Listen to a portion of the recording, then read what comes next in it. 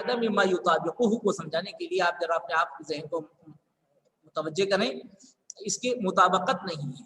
इसलिए कि अब्दउ का लफ्ज जो आप कह रहे हैं बिस्मिल्लाहि अब्दउ, अब यहाँ आपने कहा अल्लाह के नाम से मैं शुरू करता हूँ, तो अब आप शुरू तो कर ही चुके हैं।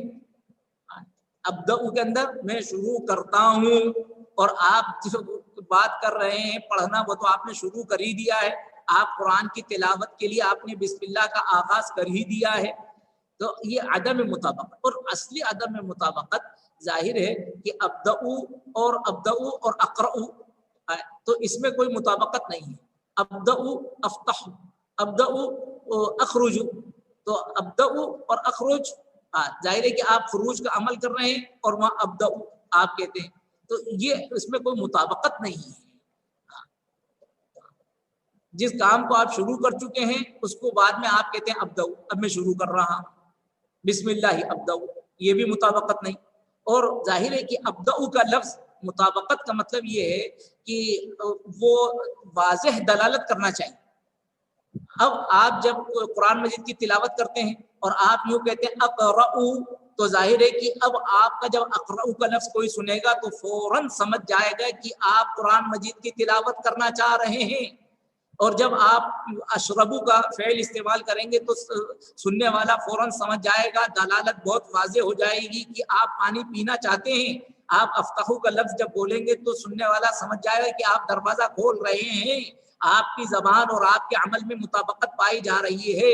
लेकिन जब अब्दउ का लफ्ज़ आप बोलेंगे तो समझने वाला भी नहीं समझेगा कि आप किस चीज़ की शुरुआत करना चाह रहे हैं। आप पीने की शुरुआत करते हैं, आप खाने की शुरुआत करते हैं, आप पढ़ने की शुरुआत करते हैं, आप किस काम का आगाज़ कर रहे हैं। तो अब्दउ का लफ्ज़ उसकी दलालत वो इतनी वाज़ेह नहीं है। जो अफ़ाल आप कर रहे हैं, जो काम आप अंजाम देना चाहते हैं, उसके ऊपर वो इतनी मुताबकत नहीं रखता है जितनी मुताबकत वहाँ उस मुनासिबत का फ़ेल रखता है।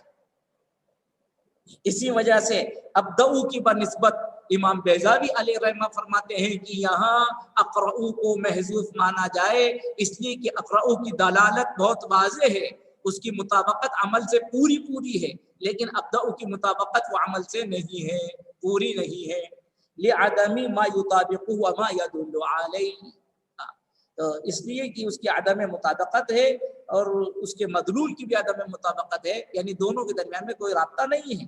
और इसी तरह से तीसरी राय ये है कि यहाँ इब्तिदाई का लफ्ज महजूफ माना जाए। बाद लोगों ने कहा यानी यूं कहा जाए बिस्मिल्लाही इब्तिदाई हासिलुन, इब्तिदाई हसला, कुछ भी आप कह सकते हैं। मेरी इब्तिदा, मेरी शुरुआत वो मौजूद है। तो अब ये भी बात कही जा रही है कि यहाँ इब्तिदा को भी महजूफ नहीं मानना है। क्यों? लिज़ियादतिल इज़मार फीह, इसलिए कि अगर इब्तिदाई को भी आप महजूफ माने तो इसमें ज्यादा अल्फाज मुज़मर मानना पड़ रहे हैं। किसके मुकाबले में? अक़रउ के मुकाबले में। अक़रउ में मालूम हुआ कि सिर्फ 4 लफ्ज हैं, अखरुज में 4 लफ्ज हैं, और यहाँ इब्तिदाई में आप देख लें कि इब्तिदाई में कितने अल्फाज हो गए। हमजा हो गया, बा हो गया, ता हुआ, दाल हुआ, और फिर अलिफ हुआ, फिर उसके बाद हमजा हुआ, और फिर इब्तिदाई जिससे मुताल्लिक उसको कहा जाएगा हसला या हासिलुन,